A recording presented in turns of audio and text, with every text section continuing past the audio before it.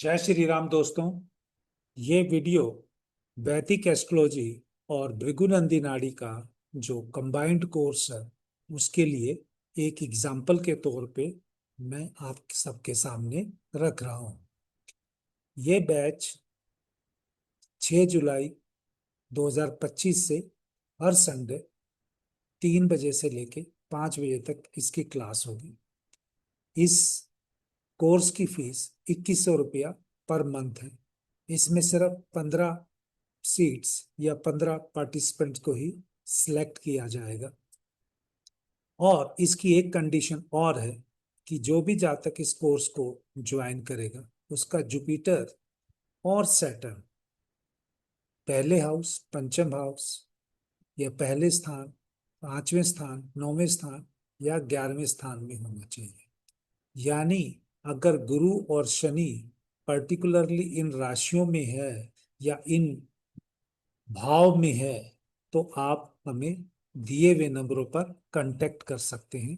Otherwise please आप जैसा काम कर रहे हैं वैसा करते रहिए, क्योंकि इस कोर्स का एक बेसिक उद्देश्य क्या है कि लोगों को सात्विक और प्योर रूप से जो ट्रेडिशनल एस्ट्रोलॉजी है उसके बारे में अवगत कराना या उसकी इम्पोर्टेंस को समझाना। वो वही लोग समझ सकते हैं जिनका गुरु शनि प्रथम भाव में, पंचम भाव में, नवम भाव में या 11वें भाव में हो। ऐसा ये मेरा मानना है और मैं यहाँ पर किसी को चैलेंज भी नहीं कर रहा हूँ। आप इसको डिस्क्लेमर भी कह सकते हैं, क्योंकि ये जो आज मैं आपके सामने कुंडली शेयर कर रहा हूँ, ये कुंडली देखकर आपको पता चल जाएगा क्यों मैं पर्टिकुलरली वैदिक एस्ट्रोलॉजी और भृगुनंदी नाड़ी का ही कर रहा हूँ। यहाँ पर इस एस्ट्रोलॉजी को, इस चार्ट को, इस कुंडली को देखकर आपको पता चल जाएगा कि इस चार्ट की एनर्जी बहुत प्रोमिनेंट है। जो जातक वास्तु या लाल किताब को बहुत गहन रूप से स्टडी करेगा या उसकी प्रैक्टिस करेगा, परंतु बगैर हमें इस चीज के जान के कि भाई ये ऐसा क्यों किया या क्या होगा, हम इसकी कुंडली को एक एग्जाम्पल के द्वारा देखते हैं। देखिए, क्योंकि मैंने पहला नाम वैदिक एस्ट्रोलॉजी का लिखा है तो वैदिक एस्ट्रोलॉजी से पहले बात करते हैं। ये जातक का लगन जो है एरीज है, यानी मेष राशि का लगन उदित हुआ है और लग्नेश लगन में ही बैठा है, तो बहुत सारी प्रोमिनेंट मंगल की एनर्जी लिए हुए है। और ऊपर से जो मंगल जो स्वामी है वो अष्टम भाव का भी एनर्जी लिए हुआ है। यानी बहुत सारी चीजें या बहुत सारे हिडन चीजें आप कह सकते हैं या बहुत सारे ट्रांसफॉर्मेशन इस जातक को इस जीवन में गुजरने होंगे। अगर जातक की एनर्जी पॉजिटिव रहेगी तो पॉजिटिव ट्रांसफॉर्मेशन होंगे। अगर जातक की नेगेटिव एनर्जी रहेगी तो नेगेटिव ट्रांसफॉर्मेशन इस जातक को फेस कर लेंगे। जब मंगल लगन में बैठ जाता है तो जातक का बहुत प्रोमिनेंटली इच्छा रहती है कि वो जीवन में बहुत सी चीजों को कंट्रोल करे, और वो कंट्रोल करने के लिए चाहे उसको साम दाम दंड भेद जो भी उसको लगाना। अब वैदिक एस्ट्रोलॉजी के हिसाब से जब भी हमें रिजल्ट देखना है, गुरु की पंचम दृष्टि, सप्तम दृष्टि और नवम दृष्टि अच्छे भाव पर जा रही है, जातक को प्रोग्रेस या भाग्य का साथ मिलते हुए दिखाई भी दे रहा है। परंतु क्या ऐसी गलती होगी, किसी भी कुंडली में कुछ गलती के योग रहते हैं। अब जातक उनको गलती करेगा ही या नहीं करेगा, ये आपकी मैं समझदारी पे सोचता हूँ, छोड़ता हूँ। लेकिन मेरा अपना जो मानना है, जातक के गलती करने के योग तब सबसे ज्यादा बनते हैं और वहां पर बनते हैं जहां पर 11वें भाव का स्वामी जाकर बैठता है।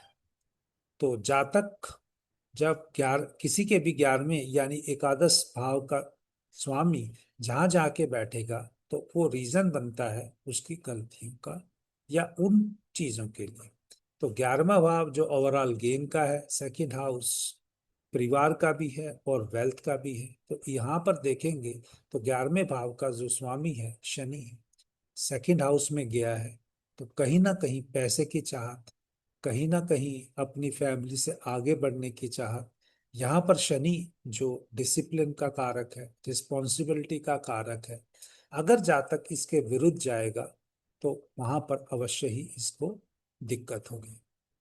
इस जातक ने जब तक शनि की महादशा नहीं आई थी तो विशेष रूप से तरक्की की, लेकिन जैसे ही शनि की महादशा आई तो ये जातक को वहां पर फाइनेंशियल प्रॉब्लम्स स्टार्ट होने ही थे। अब शनि की जब महादशा चलेगी तो वैदिक एस्ट्रोलॉजी में खाली शनि की महादशा में शनि कहाँ का स्वामी है वो कारण बन सकता है कि उन हाउसेस के वजह से उसकी कुंडली में ये गलत काम करने के या डिसिप्लिन छोड़ने के कारण बन सकते हैं। लेकिन जो नक्षत्र हैं, जहां शनि के 3 नक्षत्र आएंगे, वो इसको रिजल्ट देंगे उस शनि की महादशा के। तो शनि के जैसा कि आप जानते हैं नक्षत्र 4, 8, 12 राशियों में होंगे, और ये 4, 8, 12 राशियां भी यहाँ पर चतुर्थ, अष्टम और 12वें भाव में है। जैसे ही इस जातक की कुंडली में ये हाउस एक्टिवेट हुई और ये पूरी शनि की जो महादशा 19 साल है, तो इसमें सबसे पहले ये जातक का, क्योंकि इसका एक टेक्निक है जिसके हिसाब से इसका 12वां भाव एक्टिवेट हुआ। 12वें भाव का जो सिग्निफिकेंस हमें देखते हैं, आइसोलेशन देखते हैं या बीमारी देखते हैं या किसी भी प्रकार की आइसोलेशन, चाहे हॉस्पिटल की है चाहे जेल की है, उसका जो हाउस एक्टिवेट हुआ और एक्टिवेट होते ही वो हाउस में वहां पर रिजल्ट दिए शनि, क्योंकि शनि के नक्षत्र और ऊपर से जो बुध है, बुध वाणी का कारक है या कम्युनिकेशन का कारक है, वो बैठा भी उत्तरा भाद्रपद नक्षत्र में है। तो वैदिक एस्ट्रोलॉजी के हिसाब से प्रोमिनेंटली जातक को जो डिसिप्लिन, जो सच्चाई का मार्ग चलना चाहिए था, क्योंकि 9वें भाव में गुरु भी बैठा है और उसकी दृष्टि लगन पर भी आ रही है, तो कोई ना कोई अवश्य ही ऐसा काम जातक का रहा होगा जब इसने वो सही रास्ता छोड़ के किसी भी वे में ज्यादा धन कमाने की चाहत में वो गलत रास्ता अपनाया होगा, और इसकी वजह से इसको 12th हाउस के कारण या 12th हाउस के जो सिग्निफिकेशन है, चाहे वो जेल है चाहे हॉस्पिटलाइजेशन है, वो यहाँ पर एक्टिवेट हुआ होगा या हुआ है, क्योंकि नाम यहाँ पर कुंडली में हमने जातक का नहीं लेना है। क्योंकि हो सकता है सेम टाइम पे जो जातक पैदा हुए वो कुछ बीमार हुए हों और बीमार जाके हॉस्पिटल में गए हों, कुछ जिनके कर्म अच्छे होंगे वो विदेश में भी गए होंगे, और कुछ जिनके कर्म अच्छे नहीं होंगे वो जेल भी गए होंगे, या कई जातकों के ऐसे जो गुरु से भी उनका मिलान हुआ होगा इसी पीरियड में, प्रोवाइडेड उनके जो अध्यात्म या जो समाधि का जो पीरियड प्रोमिनेंट पीक फेज पे उस टाइम पे गया होगा। तो लेकिन ये पर्टिकुलर जातक के बारे में हमें ये पता है कि ये जातक को फाइनेंशियल लॉस हुआ क्योंकि ज्यादा पैसे कमाने की चाहत थी, और कुंडली के हिसाब से ये जातक का जुपिटर जो अध्यात्म या रिलीजियस पढ़ाई को बताता है उसके विपरीत गया, क्योंकि शनि वहां पर एकादश भाव का स्वामी हुआ, सेकंड हाउस में बैठा, और गुरु की दृष्टि अगर शनि पर भी जाती तो हो सकता है कि ये जातक को थोड़ा बचाव हो सकता था। ये इसको नहीं मिला। ये वैदिक एस्ट्रोलॉजी से मैंने आपको इसका योग बताया। अब चलते हैं कि भी ये जातक को अगर हम सेम रिजल्ट का देखना हो भृगुनंदी नाड़ी से कैसे देखेंगे। भृगुनंदी नाड़ी से जब भी जातक को स्टडी करना है जुपिटर से करना है। जुपिटर 9 नंबर की राशि में, जातक ऑलराउंडर टाइप का रहेगा। शुक्र वेल्थ या ब्लेसिंग, ब्लेसिंग के ऊपर ब्लेसिंग रहेगी, और ये ब्लेसिंग वो अपनी स्किल के द्वारा कमा सकता है। लेकिन अगर यही चीज वो ब्लेसिंग और यही प्रोमिनेंट एक कॉम्बिनेशन बनता है वीनस मार्स का, जब जातक वास्तु और ये जो लाल किताब की विद्या में भी इसका इंटरेस्ट वहां पर जब ये डिग्री वाइज गया तो उसमें जनरेट हुआ। लेकिन जैसे ही जुपिटर के आप ऊपर देखोगे 75% वीनस से मिल रहा है, 75% सपोर्ट मार्स से मिल रहा है, लेकिन उनको ये इंटरनल स्ट्रेंथ ही जाता कि अगर यहाँ तक भी वो सही रास्ते पे चलता तो बहुत बढ़िया होता। लेकिन जैसे ही मून राहु ओवर थिंकिंग या ज्यादा, क्योंकि वो मून मून के श्रवणा नक्षत्र में है, राहु भी मून के नक्षत्र में है, क्योंकि भृगुनंदी नाड़ी में चंद्रमा ही लॉस का, ब्लेम का कारक बनता है। तो यहाँ पर जब उनकी 90% एक्सपेक्ट उसके गई, वो भी शनि की राशि से, क्योंकि वो जो शनि की राशि जो 10 नंबर की है वो ये कहती है कि जातक को फ्रंट एंड सोल्जर बनना चाहिए और सही रास्ते से दूसरों की मदद काम करनी चाहिए। अब यहाँ पर फ्रंट एंड सोल्जर भी नहीं बना, दूसरों की मदद भी नहीं की, और ज्यादा चाहत, ओवर थिंकिंग की या ज्यादा डिजायर की, जो माइंड में ज्यादा से ज्यादा डिजायर की वजह से जुपिटर, जो कि चार्ट में बहुत अच्छा बैठा है, जातक ने स्वयं ही एनर्जी को, पॉजिटिव एनर्जी को ना समझ के नेगेटिव एनर्जी में किया, और इस वजह से भृगुनंदी नाड़ी से भी उनको उसका ये पता चला कि जातक ने गलती की। अब आप देखिए, क्योंकि जो रिजल्ट है, चाहे वो वैदिक एस्ट्रोलॉजी है चाहे भृगुनंदी नाड़ी है, सेम आना चाहिए।